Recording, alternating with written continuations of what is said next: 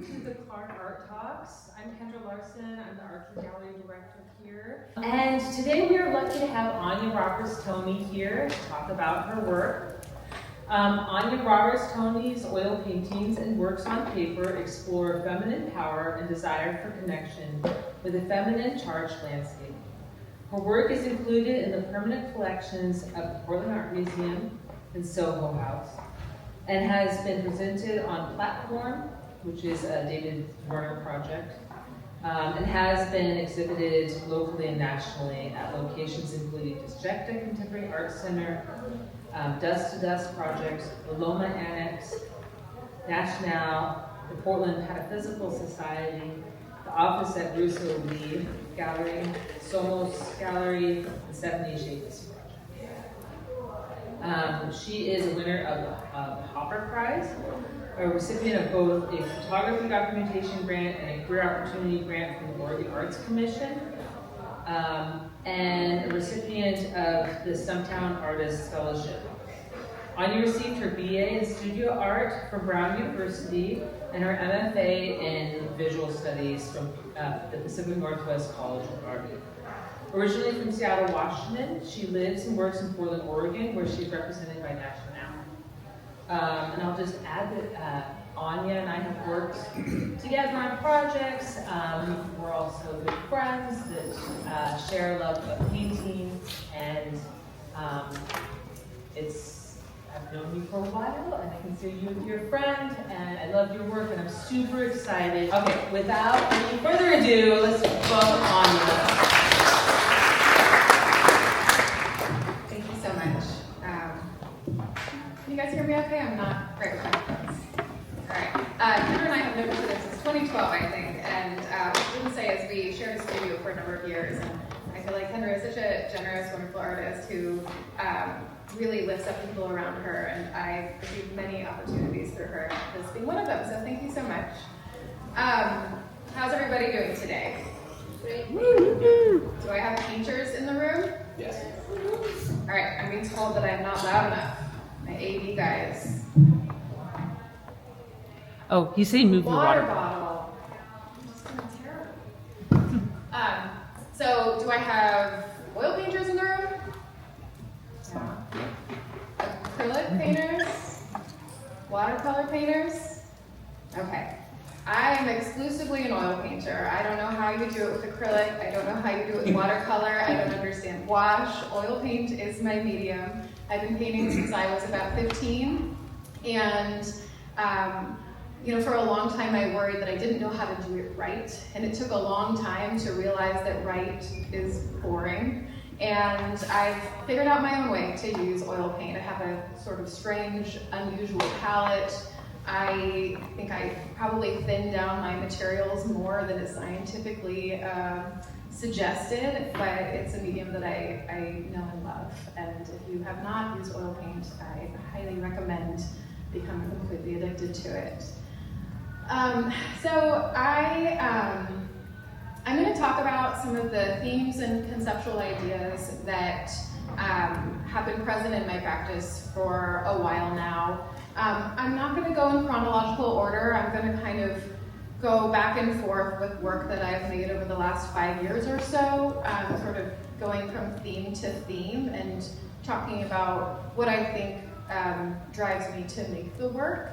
I'm also going to touch on my materials, how I make a painting. I'm just going to show some pictures of my studio and a couple in-progress pieces. And I feel really strongly that it's important to be generous as an artist when it comes to answering questions. So please feel free when we get to questions to ask nitty-gritty questions about oil painting mediums or specific pigments. Like I love questions like that, and none of that feels private to me.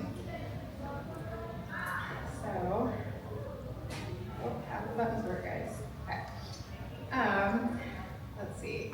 I feel like one of the important through lines in my work is this desire that I have for the paintings to feel like they, like transformation or revelation are possible.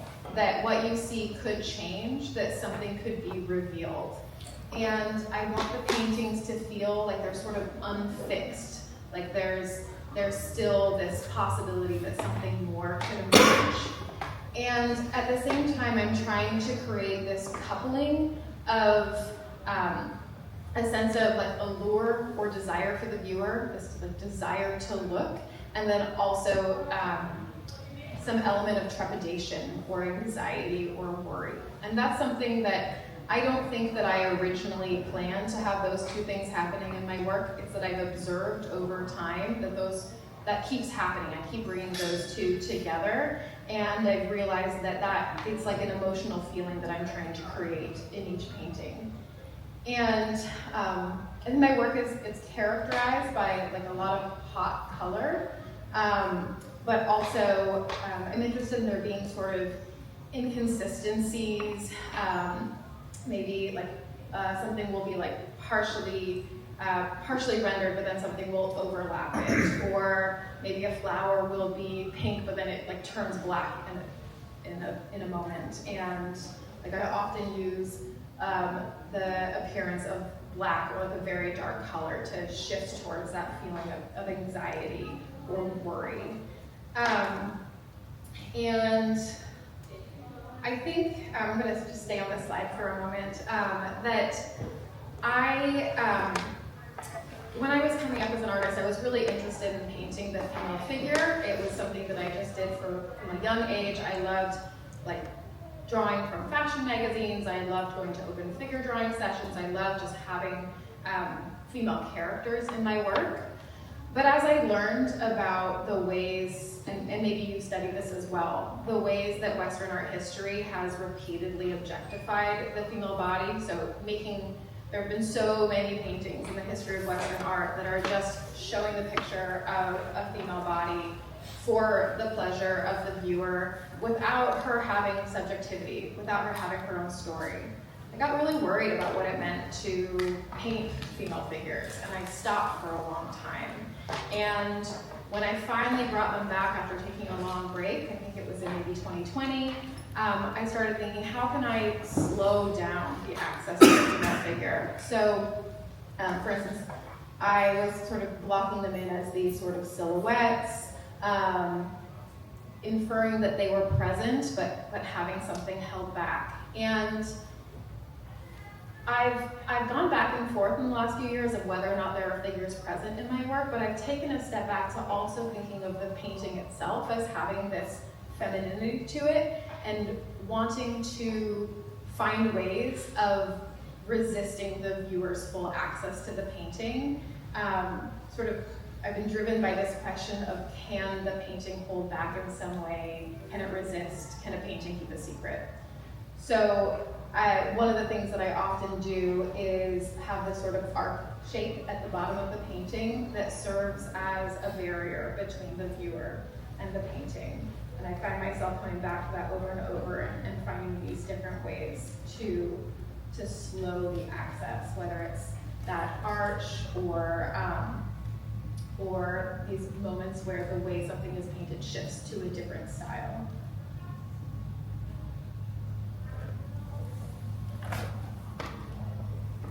And other ways that I'm doing that is by blurring or having like a moment where the figure stops making sense, or what you're seeing stops making sense, or colors being inconsistent, going from these bright, sort of brilliant colors to more neutrals. And I spent a number of years making paintings of pools of water, and I love those pools for a number of reasons. Both of these paintings sort of have this pool shape, and not swimming pools, but more like the idea of like a pond that you would come across in a clearing. And I loved it as sort of a compositional strategy, that it's like the pool would push your eye back in the frame just a little bit, and then the sky or trees would be this vertical. And so it was a way of creating space within a painting for me to play with. But last year I started painting portals, and instead of playing with this arc shape at the bottom of the painting, I brought the arc up to the top, sort of thinking of a rainbow or a doorway.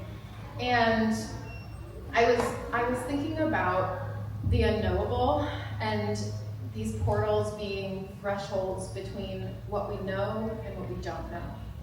And not thinking about what we don't know as like something that you're gonna go find out, but instead thinking about things that are truly unknowable, like death and the natural world.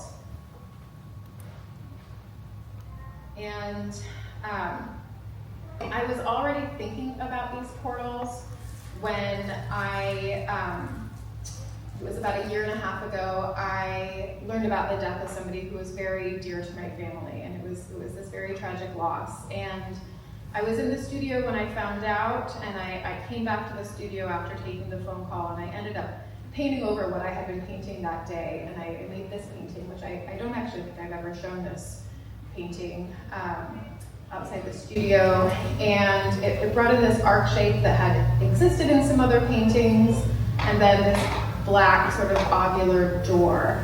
And I was spending time with these thoughts of this sort of unknowable distance that had opened up between where I was and where this person who was dear to me now was. And I was thinking of that distance and that inability to traverse it. And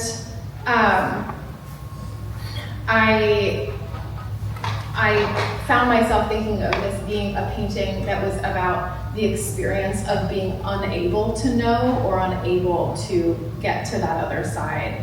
And rather than it being a painting of the unknowable, it was a painting that was about that distance.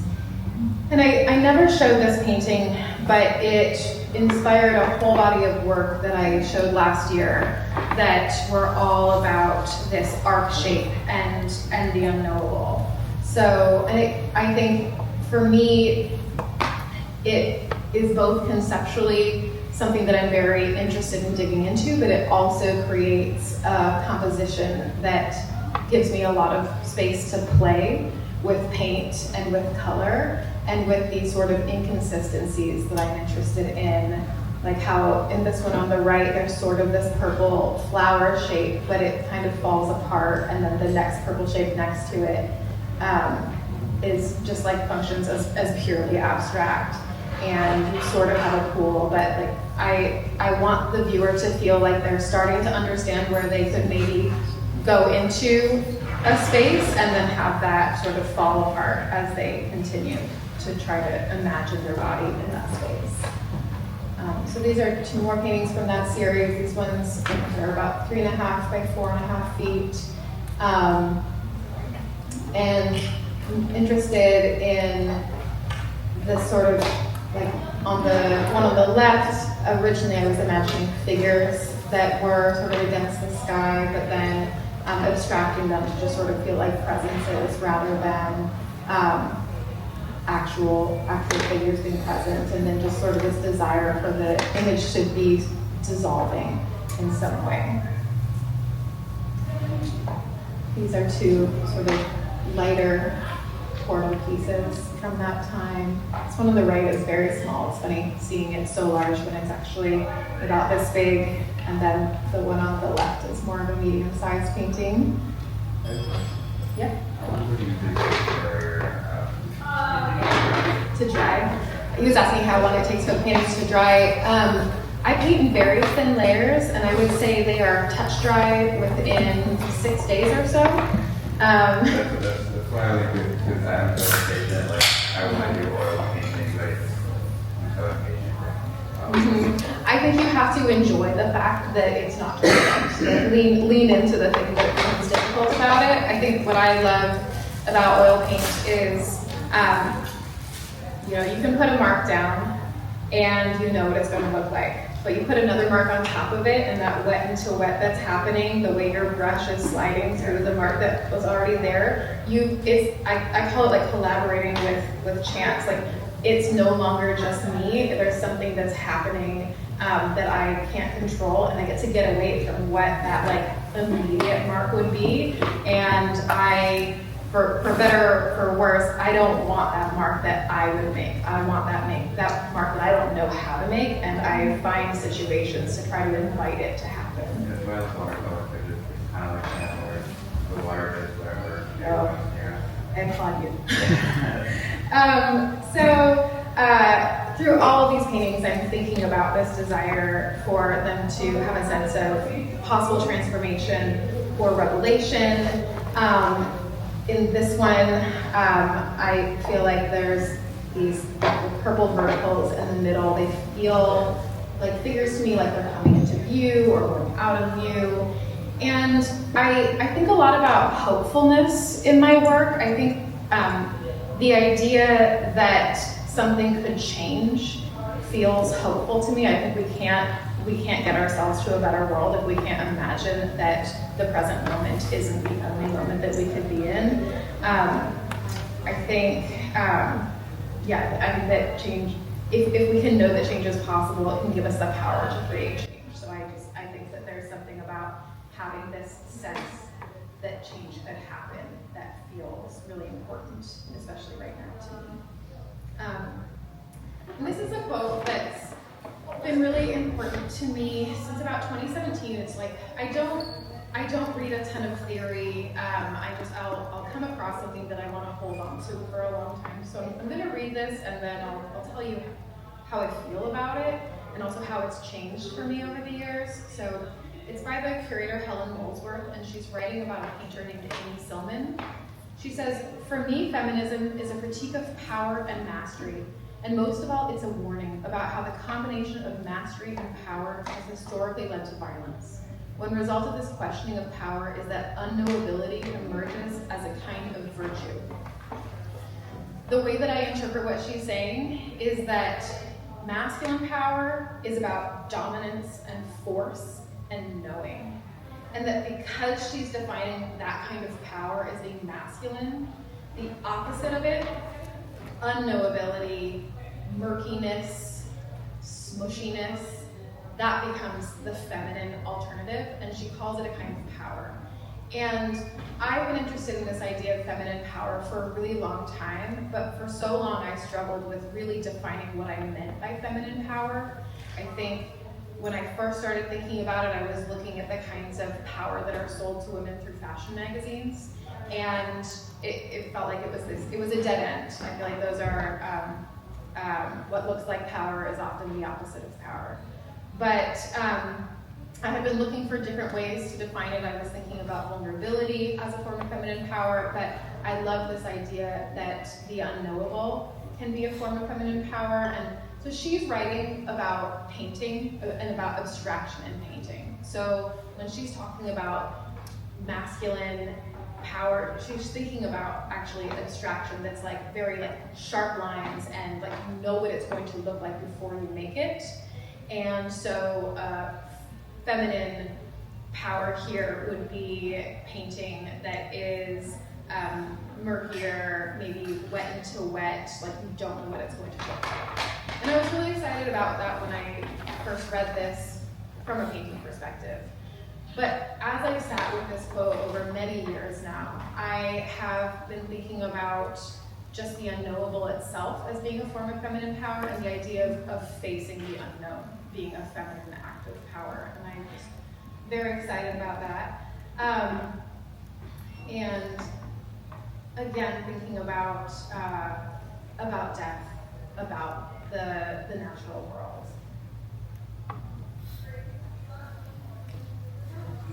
So I've continued to think about portals over the last year or so, and but I wanted to expand from that arc shape that I had talked about, and I started exploring this burst shape, thinking of the burst still representing the portal, but in this different shape. And here, I'll be honest, like I had not been painting figures for like a year and a half, and this painting was a huge surprise to me, but it just sort of came to me as an idea fairly fully formed, again, which is not very common for me, and I was imagining that this burst was this representation of her like coming into her own power. And I was thinking about Matisse. I feel like this pose is very Matisse. The raised elbows and the reclining figure is something that was so consistent in his paintings. And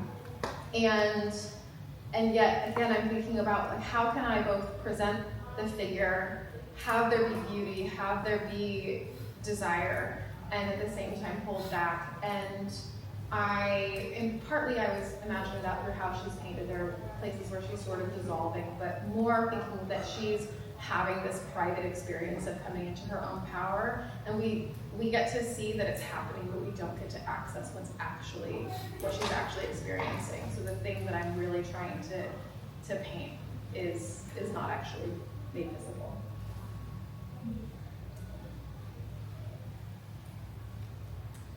This is another burst painting, still thinking about portals,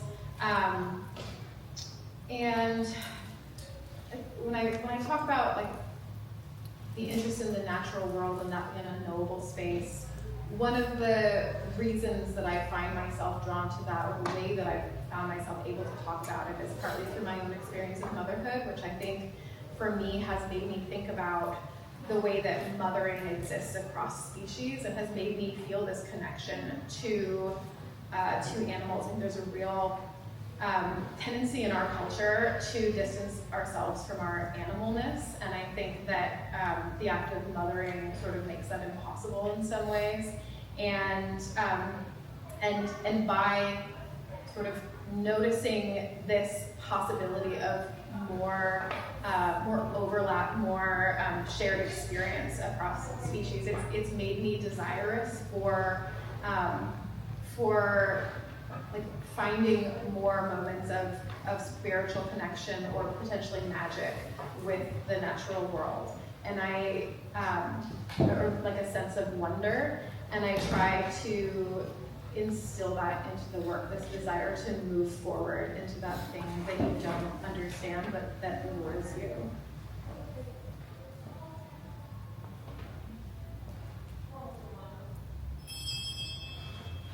This is another burst painting, and I started making these feeling like they were really new to my practice, and then as I thought back, I realized that I'd actually been making paintings that were kind of related to these bursts back in maybe 2020 or so, and I had made some paintings that I called like spark paintings, where there were sparks coming out of figures' eyes, and it came in part kind of from two different places. One was from reading an article or an op-ed in the New York Times by the actress and director Britt Marling. She was in the OA, and I first got to know her through this movie called Another Earth, which is a weird, crazy movie that I sort of recommend. But she wrote this essay called I Don't Want to Be a Strong Female Lead, where she's talking about how as an actress, the parts that were often offered to her were strong female characters where they basically took ideas of masculine power and put them in female bodies. So brute force, large muscles, the ability to dominate. And she starts wondering what is an alternative to that definition of feminine power. And what she comes to is the idea that feminine power is rooted in empathy, care, and connection. And she takes it in part from this novel by Octavia Butler called The Parable of the Sower. It's an Afrofuturist novel that I believe is from the early 90s, and it's sort of post-apocalyptic, but the main character experiences severe empathy, and it's both like a disability and a superpower for her in the way that she connects so deeply with the people around her. And I was really drawn to this idea of empathy and care and connection. And so I started making these paintings of female faces with sparks coming out of their eyes. And I was thinking that as their empathy and their care, and at the same time that I was making these and thinking about all of this, or actually, I guess it was a couple of years earlier, so it all kind of flattens in my mind. But I really hold on to this memory of in 2018, you guys might not remember, but there were hearings when Brett Kavanaugh, one of our Supreme Court justices, was being nominated for the Supreme Court, and a woman came forth and accused him of having sexually assaulted her when they were in college. And she like very bravely testified about this, and in the end he was still put on the Supreme Court. But it was one of the first times as an adult that and maybe it was also because of where social media was at that moment, but that I felt the power of so many women being angry at the same time. And I started thinking about what is the power of everybody focusing intense energy at the same time in the same direction.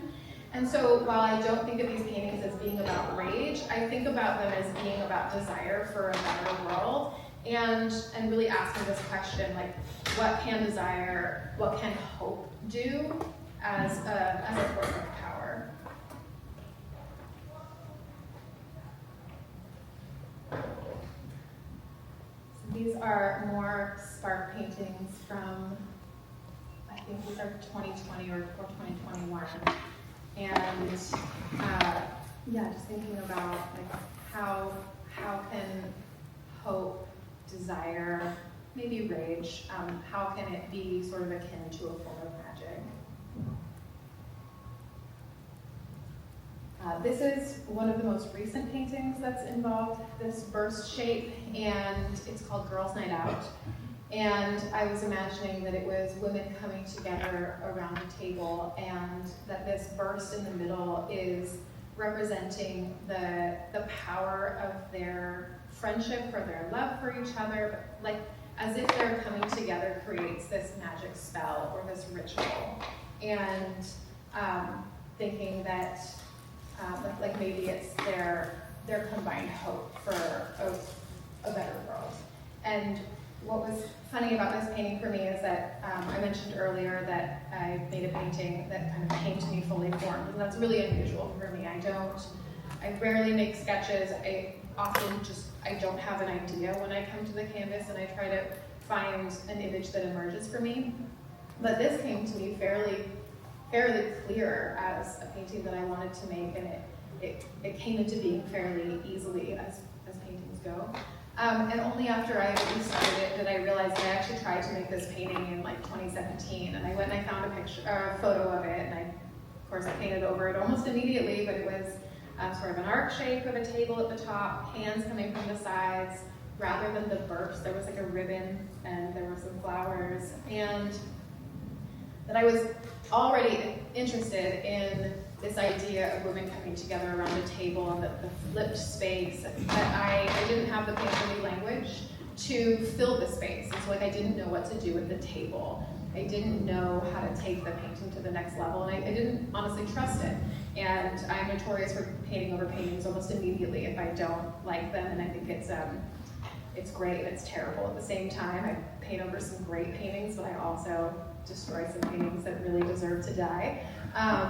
But I love that it came back when I was ready for it. I like thinking about this idea of feminine power rooted in empathy, care, and connection. I've done a whole series of paintings about fountains, and the fountain for me really relates to this idea of care. I've been using them as a symbol for the mother body, imagining this idea, like similar to how a fountain is constantly flowing water, that the mother is flowing care. And I love the shape of a fountain as just a space to play, and have had a lot of fun with color in these paintings. The one on the left is called Live Forever. The one on the right is Midnight Sun. This one's pretty big, or it's 3.5 by 4.5 feet. One on the left is feet 28 by 35, something like that. More fountains, really small one on the left, medium on the right. Sometimes bringing these figures. These are both mermaids. I talked about the idea of like animalness. I love the mermaid as this symbol of like the human body and the animal coming together, and I come back to it frequently. I also, I love bringing femininity into my work. I love it in part because I think a lot of people just write off femininity and they just don't trust it. And my response to that is more pink, more more butterflies. We're going to talk about butterflies. Another mermaid on the left, and the one on the left, I hesitated to include it in talking about fountains, but these sort of light blue claw forms around the pool, I call them like claw-like waves, and they're actually very inspired by this fountain that or this swimming pool I would visit when I was a child, where there was this just sort of cement little bridge over one corner of the swimming pool, and just water just kind of poured out into that corner of the pool, and you could swim under it, and sort of a magical place. And I feel like anytime I paint these, they're inspired by that experience, and so for me they're mountains. But they also feel like they're a little dangerous. More mountains. I think this is one of the early mountains that I did. And yeah, so I'm interested in that strong sense of the feminine, and I come back to the butterfly a lot in my work. I didn't originally think of it in sort of like obvious symbolism of transformation, that a caterpillar becomes this completely different thing when it becomes a butterfly. But I enjoy that when I bring it into this idea of transformation being possible. So butterfly shows up a lot, often with an eye, sometimes looking like a face.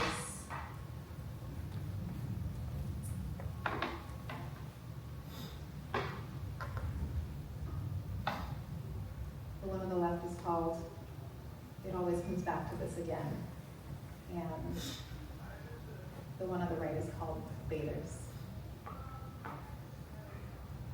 Here's a butterfly feeling more like a face or a mask. It's called A Face of Fate, a Fallacy. And the one on the right is called Birth of Venus. And it's hard to tell from this distance, but Venus, she's on the shell. She has this little baby with her, and she's wearing running shoes. And I liked the idea that she's ready to get where she needs to go. I very frequently have figures coming together in moments of communion in my work. I have up in the top of this one. And I think about that, but I also think about like the act of communion with the landscape itself. And I go back and forth between it being figures having that experience and the viewer having the experience with the painting.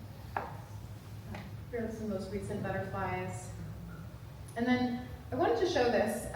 This is pretty recent, just like paper towels at the end of the day, scraping all the extra paint off my palette. But I remember years ago, it was actually when I was sharing a studio with Kendra, I remember a moment where I scraped all the paint off my canvas, or off my palette, like this. And I looked at it, and I looked at what I was painting that day, and I was like, this is so much more exciting to me than what I'm working on. Like, what I was working on was tight, very intentional. And I want to talk about this really briefly because I think when you are in school, probably in your undergrad classes, but particularly if you get to a graduate program, one of the biggest things you're taught is how to defend yourself, to defend what you're making. And I think that's a really great skill to have. But I also think as artists, we have to be humble, and we have to be open to realizing we're making the wrong work. And this is a moment for me where I realized if I am so excited about what's happening on this paper towel, then I need to move in that direction. I need to find these neutrals that are happening when paint is mixed together that make those colors pop. I need to have unexpected color next to color. I need more abstraction, more mess. And I think it's really important as an artist to figure out what you love to look at. And I don't just mean think about it, but like write it down, make yourself a bulleted list, put it on your studio wall. Like, what do you want to see? And make that work, because ultimately you have to make work for yourself. And you have to know what you love. And so in that spirit, sharing one of my very favorite paintings by Monet. This is the one that's at Portland Art Museum that was recently restored. And this is a detail of one of the water lilies, and I just think this is the most glorious painting. And it feels so contemporary and so exciting, and I could look at it forever. And I just, the way that he's painted this flower, that it is a flower and it is nothing at the same time, will inspire me forever. These are some pictures of my studio. I just built the big silver rack and I'm really excited about it. If you can figure out how to have your studio be organized, it feels so good. And then on the left is the view from my couch, so I can just sit there and look at the paintings. And I've been trying to read poetry when I take breaks from painting and just sort of take, like I need a visual break, but take my brain somewhere else and be inspired. This is my painting table with some in-progress paintings. I know we don't have a lot of time left, so I'm not going to name every pigment on this palette, but this is me mixing some colors at the beginning of the day. I use 3 different whites. I did want to point that out. I use titanium white, I use radiant white, and I use zinc white. I recommend trying lots of different whites. And I try to have a combination of colors that are really pure and hot, and colors that have a lot of neutrality mixed in with them. So I often start the day with like a big blob of paint. From the last time I painted, that's like a neutral gray. I usually add a little bit of blue to it, so it goes in that direction, and then mix it in with some of my colors to give them some neutrality. These are some of my brushes. I make a lot of my work with round brushes, if they're size 8, and then, what do you call these filberts when they're that big? You think so? Okay, got some approval. But been using more big brushes lately as well. But I love the weirdness of round brushes. They make a very strange mark. And again, going back to this idea of like making something I don't expect. I love that. This is how I started painting. On the left, just like using some really thin down paint to just get it on there, and then use a rag to just rub it sort of into and off of the surface to create this soft glow that shifts from color to color and just creates a base layer that can shine through. And then if I'm being good, let it dry. But more often than not, just start painting once it's there. These are a couple in-progress pieces that aren't done yet, but you can see sort of that middle ground where you have that initial ground color coming through, but they haven't been fully dialed in yet. That said, I try not to dial things in too hard. And then these are some, I think the one on the left might be finished, very small piece. One on the right is equally small, not done, but pretty close. And yeah, I thought I'd end on this piece that I think is done. Still has this arc shape, this sense of something sort of exploding, moving forward. I think this painting is sort of like murkiness of birth or being born or something like that, some unknowable experience. So, yeah. Thank you for listening.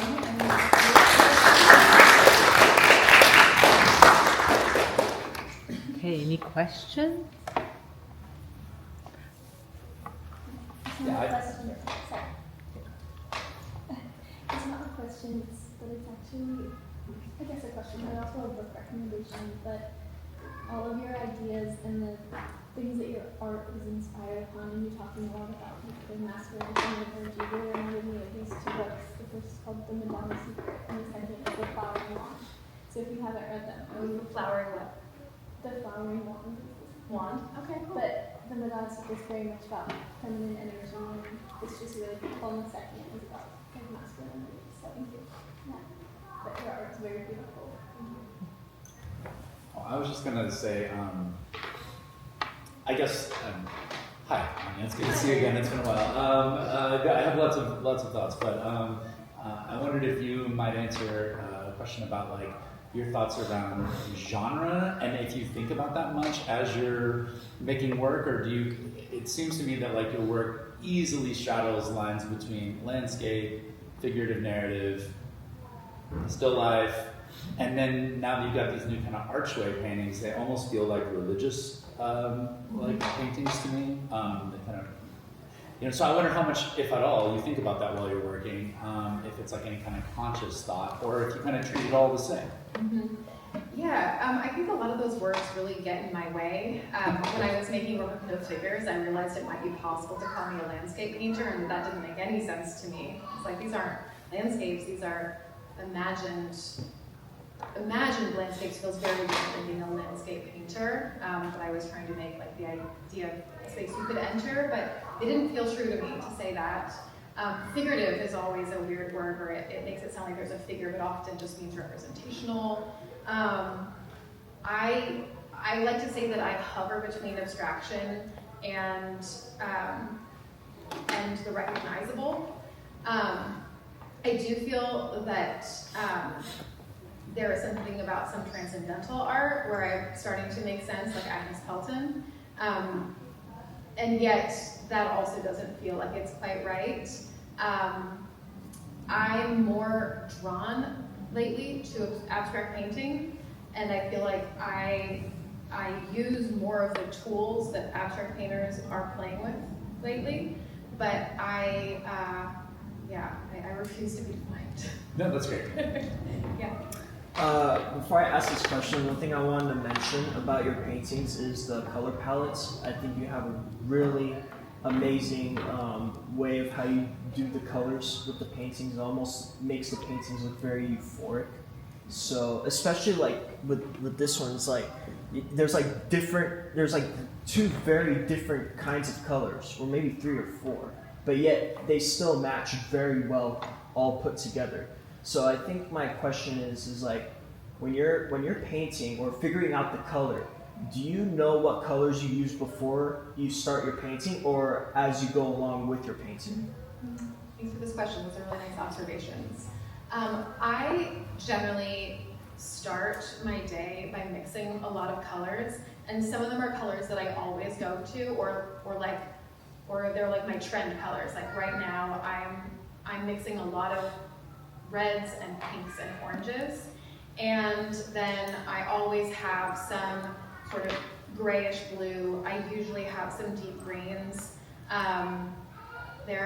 I use this color called phthalo turquoise that I really love. It's like a very pigmented color that just it takes over anything, but it makes a wonderful like sky blue.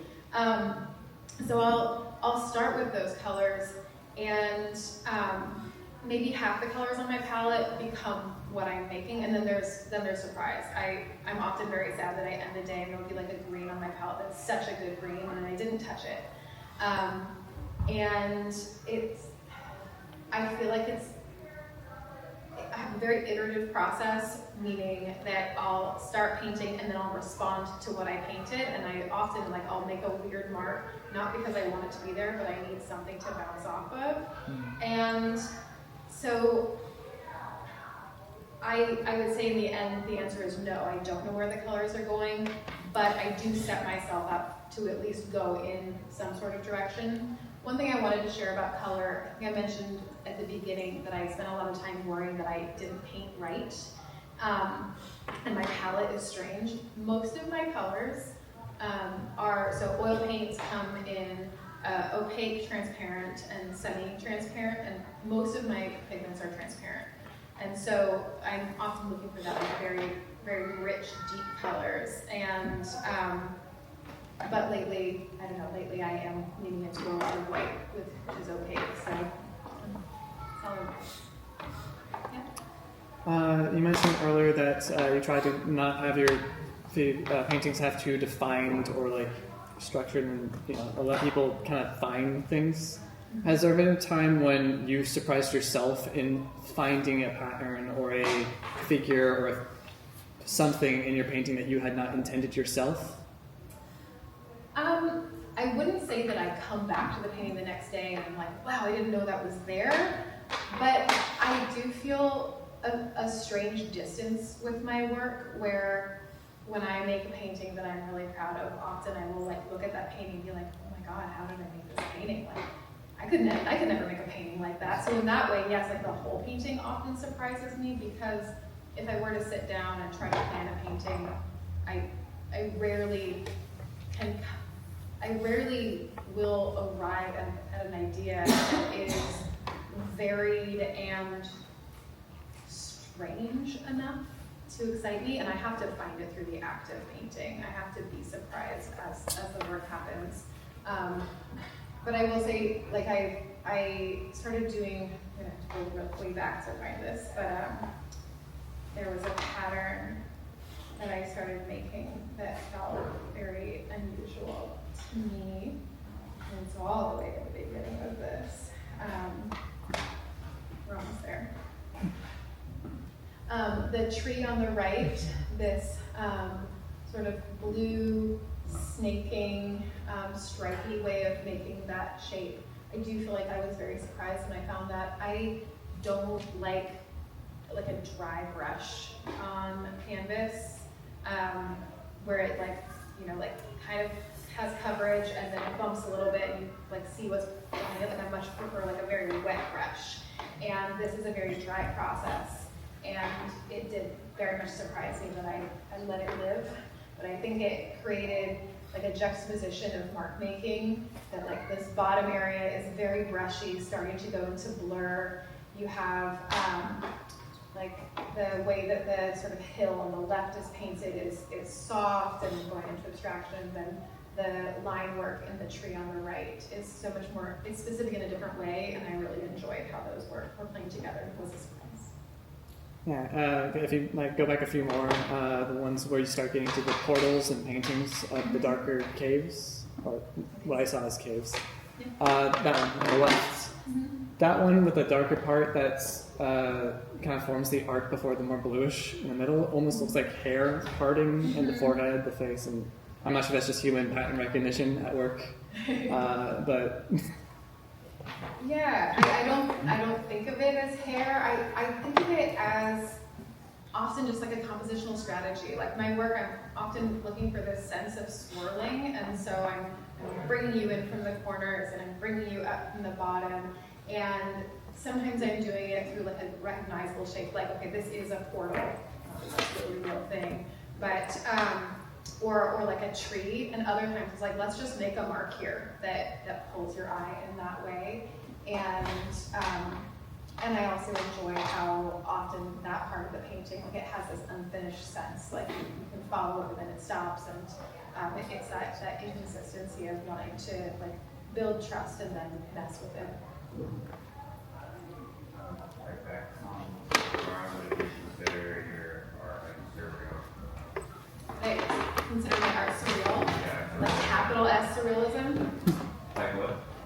Like surrealism, like Dali surrealism. Not the traditional surrealism, but just I'm creating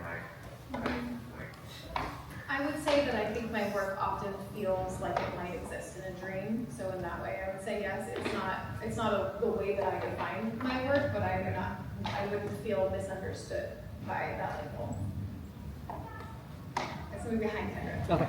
How long do your paintings typically take? And is there a wide range between the different ones? There's a really wide range. I had some paintings in a show last spring that I realized that I've been working on for 6 months, and I also have paintings that take 2 days. I mentioned having destroyed a lot of paintings. Similarly, I try to let a painting sit for a good amount of time before deciding it's done. I often I fall in love really hard and really fast with a new painting, and I'll think, oh my god, this is the best thing I've ever done. I should probably destroy everything else that I've ever created. And I come back in the next day and I'm so deeply embarrassed that I fell for this painting that's obviously terrible. So even a painting that only takes 2 days takes a lot more time of just living with it.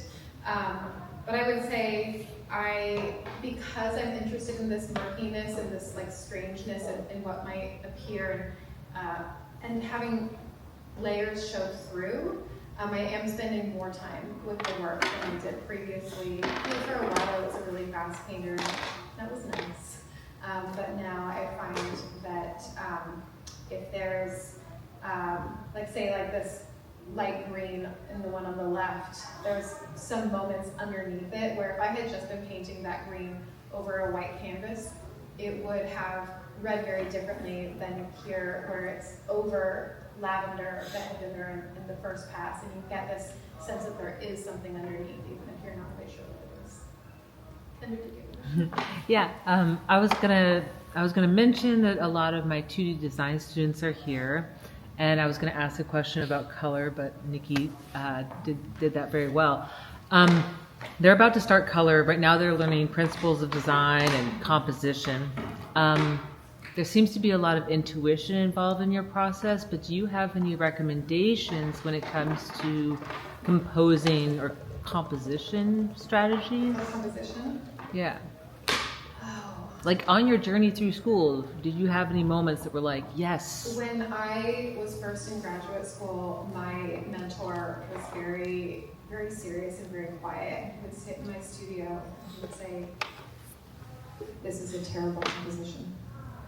He wouldn't say anything more. I'd be like, what can I do? And he just very quietly would say, "Look at good paintings." So I will do that. I think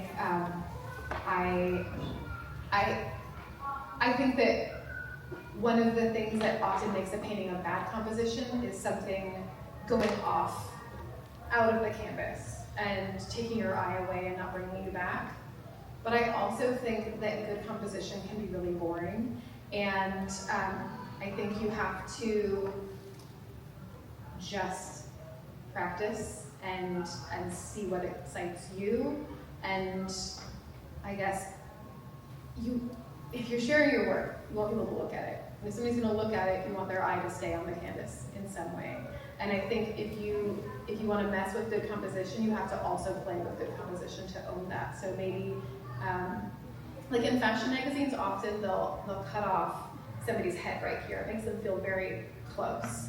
But that in itself can be a bad compositional strategy because suddenly you have these lines that are leading the eye out of the canvas. So you then have to have something lower down in your composition to draw the eye so that it doesn't just shoot up off the top, that it comes back down. So I think it's one of those things that you want to learn the rules before you break it, but then figure out how you want to break it.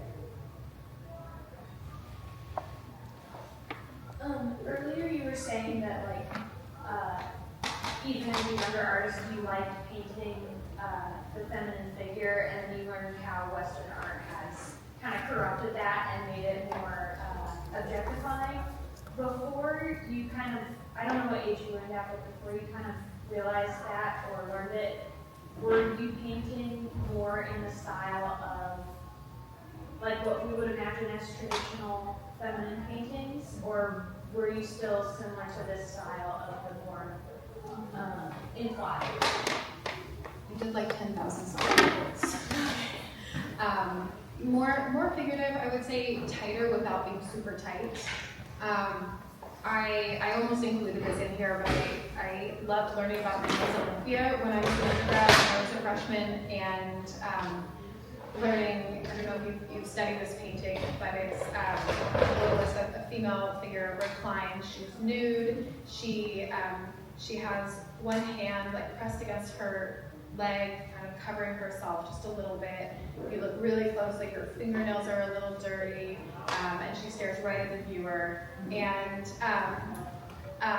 she was just so different than all these obelisks that people were so used to seeing, where the female figure was docile and looked away and just sort of allowed the gaze.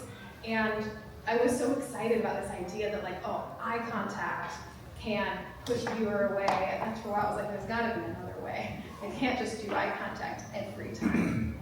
Although I did.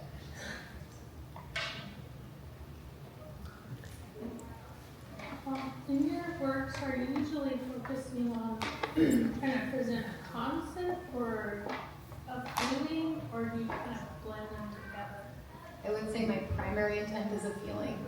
And I think it's a feeling of wanting to come forward and engage, and then being a little bit unsure, that push-pull. To distill all of it down, I think that's what I'm looking for. I guess I would add to that a desire for some sense of magic, whatever that means to you, whether it's like spiritual reveal or deeper connection or a sense of wonder. I think I can't speak for everyone, and yet I would guess that we all have that somewhere in us, this desire to be amazed, and I don't mean that like I'm going to amaze you with my painting, but instead like awaken that sense of I want something more. You've asked so many good questions. Thank you so much. I don't think I've ever had this many questions. So thank you for listening. And I hope